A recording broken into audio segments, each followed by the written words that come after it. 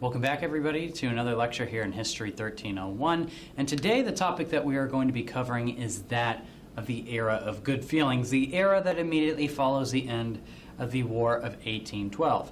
Now, when we were last in lecture, we talked about the market revolution, and that was one of the consequences or the outcomes that spurs out of the War of 1812. And we focused mainly on how America's economy will begin to develop as a result of that conflict. However, today what we're going to be focusing on is the political atmosphere, because after the end of the War of 1812, what will help spur much of that economic growth will be the fact that over the course of the next decade, up until the end of the 1820s, we'll see that America would undergo a period of political harmony. The Federalist Party was no more. After the Hartford Convention, they no longer existed as a true political force. And moving forward, there would be only really one major political party, that of the old Republican Party, that would dominate the American political landscape. And we'll see that politicians within that party will be able to push forth pieces of legislation that they choose to during this period. And much of this legislation that they would push through during the days immediately after the War of 1812 will be impacted by a new sense of nationalism that results as a result of America's draw in the War of 1812. Now, to understand what this new sense of nationalism was beginning to emerge across America at this time, we need to understand what the end of the War of 1812 meant for Americans. Now, technically, the War of 1812, as we'd seen through the Treaty of Ghent, it was technically a draw. However, Americans did not see it as such. One, because of the last victory of the conflict, that of the Battle of New Orleans. But two, even though they had fought the British to the draw, they had fought the mightiest empire in the world at that time to a draw, to that same army that had defeated Napoleon. And so Americans will see this as a major victory. And for the first time after this conflict, Americans were proud to be Americans. Before this, they would often refer to themselves as Virginians or South Carolinians or from whatever state they were affiliated. But moving forth with a sense of national pride, they begin to refer to themselves as Americans. And this sense of nationalism is also going to impact politics, because Americans will be interested in pushing forth the prestige of the nation, both at home as well as abroad, expanding the federal government and expanding America's might. And that's what we're going to be focusing on today, is those pieces of legislation that will push through nationalism back at home. Now, we had mentioned this before when we were talking about the market revolution. As soon as the War of 1812 comes to a conclusion, James Madison had issued out a speech calling for the buildup of the nation's infrastructure. But he calls for other things. He realized that the nation was totally unprepared for the War of 1812. He not only calls for the buildup of an infrastructure system that could support the defense, but he also calls for a recreation of the Bank of the United States, which had expired in 1811. Not to mention, on top of this, he's going to call for America to begin to build up its manufacturing and its industry, so that way one day it could emerge as a true powerhouse. And to do this, he's going to call for a protectionist tariff, to put a tariff or a tax on an imported good to protect American businesses. And that will help American industry grow, and as we had seen, grow during the market revolution. And during the remaining days of Madison's administration, almost all of these things would be pushed forth. While there would not be a bill pushed forth to build up infrastructure, we would see that Congress, by 1816, would establish a new 20-year charter on the Bank of the United States, creating the second Bank of the United States, which would have the same functions as the first bank. It'd be allowed to hold the federal revenues. It would pay the bills for the federal government. It would issue a uniform currency to the states. And on top of that, it would also be allowed to issue out loans to businesses to help American business. However, just like the first Bank of the United States, it will be a privately owned venture. And over time, just as we had seen develop with that first Bank of the United States, many will be suspicious since it was a privately owned institution. Over time, especially Southerners are going to grow suspicious of that bank, but we'll talk about it in the future. But nonetheless, at this moment, with the nation north and south, east and west engulfed with this nationalist fever, we'll see all Americans will support the second Bank of the United States, as well as a major tariff. However, over time, we'll see Americans will be reluctant to support these two things. But nonetheless, the sense of nationalism had impacted the nation. And I should add right here that this new national bank, establishing tariffs as well as building up infrastructures, would become a part of a much more elaborate plan that would be proposed not just by James Madison, but also by an emerging Republican by the name of Henry Clay. And he would propose all this legislation in what he would call his American system. And Clay's American system will come to dominate the political landscape for the next several decades as he champions pushing forth these tariffs, the national bank, and so on and so forth. I don't see it will dominate the platforms of the Republicans and later the Whig Party. But anyways, this sense of nationalism would not just be limited to America's Congress. We'll also see that the U.S. Supreme Court would issue a series of rulings that would expand America's, or I should say expand the power of the federal government, expanding the sense of nationalism. However, more notably, by the end of the 1810s and moving into the 1820s, America, as it was beginning to enhance its image at home, is also to look to enhance its image abroad.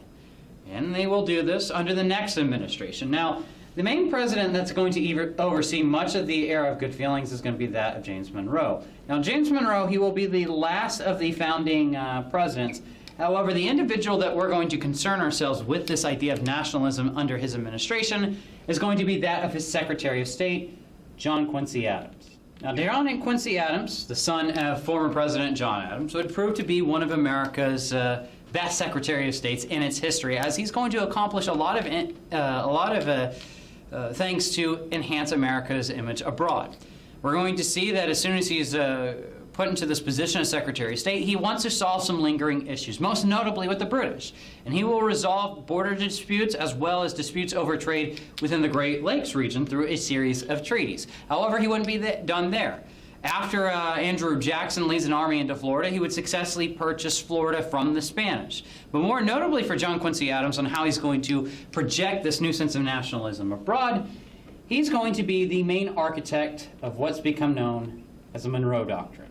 Now, while the Monroe Doctrine will be named after President Monroe, and while he will have some influence within its authorship, the main architect would be John Quincy Adams.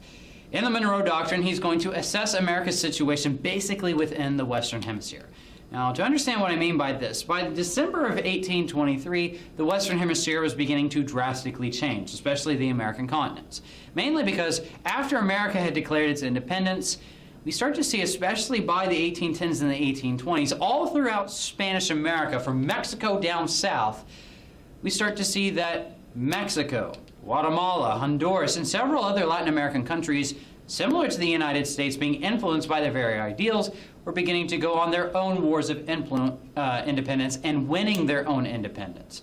However, as we start to see many of these nations begin to establish their own independence and break away from Spanish rule, back over in Europe, there was talk that some European nations, mainly the British and the French, but also several others, they should come to the aid of the Spanish, and they should help the Spanish regain their authority within the New World. Or perhaps, if they could not do this, the British and the French were even thinking about perhaps setting up their own colonies in the Americas to enhance their own empires. However, the United States, wanting to avoid all of this and wanting to project its image abroad to ensure that it was respected as a major nation in the Western Hemisphere and that it was their sphere of influence, this is where Adams, as well as Monroe, would issue out the Monroe Doctrine in December of 1823. And basically what it'll state through the Monroe Doctrine is that the Western Hemisphere is the American sphere of influence. And if the European powers were to intervene in Latin America and deny these peoples who were trying to gain their own independence of that independence, then America would see this as a declaration of war and declare war against those respective nations. Now, the Monroe Doctrine itself will come to influence American foreign policy for years to come. However, when it was initially issued, most of the European powers, when they find out about it, are going to laugh in America's face. They're going to basically state, well, just not even a decade prior, your capital was burned to the ground by the British. You can't even defend your own capital. How can you expect to defend an entire hemisphere? Well, it will have its intended effect, because most European powers aren't going to dabble into establishing colonies in the Americas. And by the time that they were ready to do so, by the end of the 19th and beginning of the 20th century, America was a much stronger power. Now, that's a topic for a future lecture in History 1302, and I'll save it for then. But for the time being, the Monroe Doctrine would have its effect. And it would ensure Americans that they were projecting the image of the nation abroad. They're projecting this new sense of nationalism. However, as we do see nationalism prevail in the political atmosphere, we also start to see that shortly after the Monroe Doctrine was issued, even before it, we start to see that sectional tension was threatening that idea of nationalism within the United States, especially as the Monroe administration will be rocked by two major events. First will be the Panic of 1819.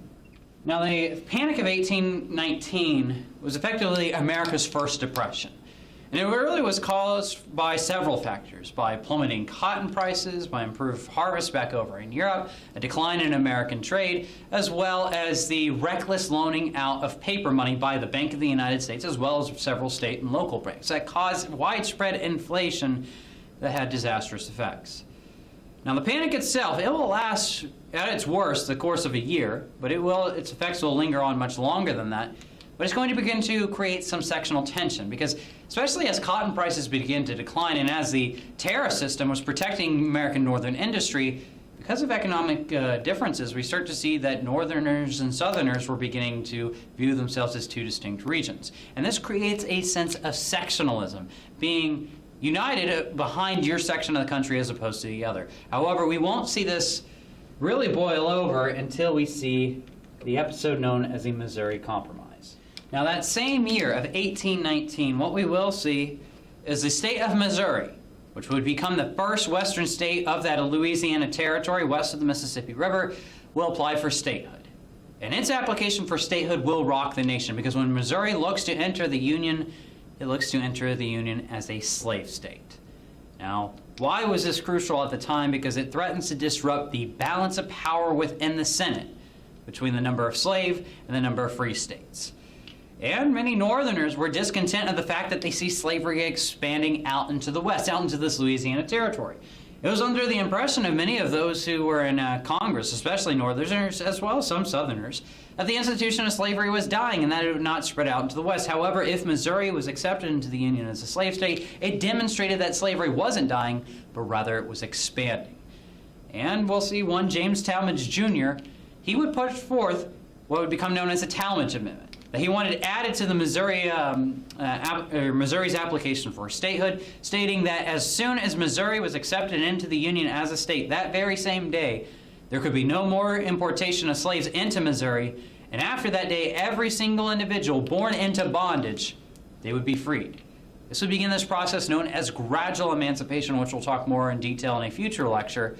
However, Southerners were not on board with this. One Georgia senator would stand up, look directly in the eyes of Representative Talmadge, and basically state that he had started a fire that not all the waters of the oceans could put out, but only barrels filled with blood could extinguish these flames, meaning that this could inaugurate a new period of civil war. Sectional tension would be at its height. Many Americans, as we enter 1819 and the beginning of 1820, they were under the impression that perhaps they were on the verge of civil war. While we see that most politicians weren't calling for this union, this was the popular belief. Now, behind the scenes, James Monroe, as well as Henry Clay, and several others are going to work desperately to establish a compromise to solve this issue. And to establish a compromise, they will get Maine, which was not a state, which was still a part of the Commonwealth of Massachusetts, to apply as a state, but apply as a free state, so it would maintain that balance of power between free and slave states. And effectively, this would become known as the Missouri Compromise. But also a part of this compromise, there would be the Thomas Amendment, which would look to finish off once and for all that issue of whether or not slavery had expanded into the West. And it would establish that on the 3630 line, and if you look at a map, the southern border of Missouri, going all the way out to the west, everything below that 3630 line was open to slavery. The states could choose. Or everything above that line, it was closed off to slavery. And those Americans, Henry Clay and several others included, who signed the Missouri Compromise, believed that they had staved off the great issue and that they had saved the Union and that this issue would never come into being ever again. However, that issue of slavery will come to dominate politics moving forward as it was put foremost on America's political stage. It won't go away. And we'll continue to see that Northerners and Southerners are going to have to establish compromise if they're going to stave off civil war. But in the meantime, the Missouri Compromise would be passed, but many were hesitant and understood what it would eventually lead to because, in the words of Thomas Jefferson, who was aging by this point, he understood that the Missouri Compromise meant a beginning of perhaps a destruction of the Union with the sectional infighting that we see develop. And he predicted that if it was not resolved, it'd eventually boil over into a civil war. And he very much was predicting events to come. But anyways, for the time being, the issue was staved off. And the era of good feelings would continue. However, it would not continue for long. Because James Monroe, he would win in 1820 in a landslide victory as he was running unopposed. But in 1824, everybody knew that Monroe, after serving, so I try to get this written on the board, everybody knew that Monroe, after serving 2 presidential terms, he probably would step down in 1824 and allow somebody else to take over, as was the precedent set by George Washington. And on cue, he would announce they would step down. And in the year 1824, with only one major political party, there would be a number of candidates that would throw their hats into the rings to try to gain the presidency. One of those would be the Secretary of State, John Quincy Adams, who had established a very impressive resume. Another would be a man by the name of William Crawford, and even Henry Clay and John C. Calhoun would throw their hats in the ring. But most notable of those who would enter the race in 1824 would be a man by the name of Andrew Jackson, who will come to transform American presidential politics for years to come. Now, Andrew Jackson, he was different than Clay or from Adams or from Calhoun. He did not come from an elite class, but he came from humble origins. He was born in the backwoods of South Carolina. He was orphaned by the age of 15. And he was effectively a commoner who rose through up the ranks as he moved out into the West, finding a new life in Tennessee, becoming a representative, a senator, a judge, and a lawyer in the Nashville community over in Tennessee. He eventually, as we had talked about before, would go on to be a hero in the War of 1812, and he would campaign off of being that great military hero of the Battle of New Orleans. But important for us, he was a commoner. He was a common man in politics, and many Americans are going to relate to this. And in the election of 1824, we'll see that many Americans would support him. However, with so many candidates in 1824, it would be a contested election. Nobody would win a majority of the electoral votes, which was necessary to gain the presidency. Even though Jackson had won the most of any candidate, it was still up for debate who would be the next president. Being a contested election, it would then go to the House of Representatives. And both Adams and Jackson were the clear front runners. However, in the end, despite the fact that Jackson had won the popular vote and the electoral vote, Adams would carry the vote in the House of Representatives and become America's 6th and next president. However, Jackson, while he initially accepted this decision, when he hears that Adams had appointed as his new Secretary of State, Henry Clay, he was outraged. And he called this a corrupt bargain. And over the course of the next 4 years, he would dedicate his time to getting elected to the highest office in the land. He would even go out and form his own new political party, that of the Democrats, who were ready to engage in a showdown with Adams. Unfortunately for Adams, because of the fact that he was associated with corruption with his role in 1824, it would undermine his entire administration, even though he tried to establish a national university, a national observatory, as well as a naval academy. He won't be able to push forth these issues, because mostly Democrats would be taking office within Congress, rejecting him the opportunity to push forth his own. Not to mention, he was not keen to compromise, and this would also be a great flaw for his administration. And he too would be eyeing 1828, which would decide, I don't want to say the fate of the nation, but would decide the course the nation would take. Would the nation let the government rule or the people? Now, the election of 1828, it would prove to be a very mean and nasty campaign, with both of these candidates wanting for a rematch. And it would be filled with personal attacks. We'll see that Jackson would be accused of being a murderer for previous duel that he was involved, accused of being a war criminal, and several other clauses would be thrown against him. Even his wife, Rachel Jackson, would be accused of being a harlot during the course of the election. Not to mention, Adams would also have attacks hurled his way. Throughout the upcoming campaign, he would be called a human trafficker, stating that the only way he was able to establish negotiations with the Russian Tsar while he was serving as a Russian or American envoy over to Russia was by selling off American teenage girls, as well as several other attacks, calling him a monarchist, calling him a tyrant, who was not interested in the good of the many, but rather in the benefit of the few.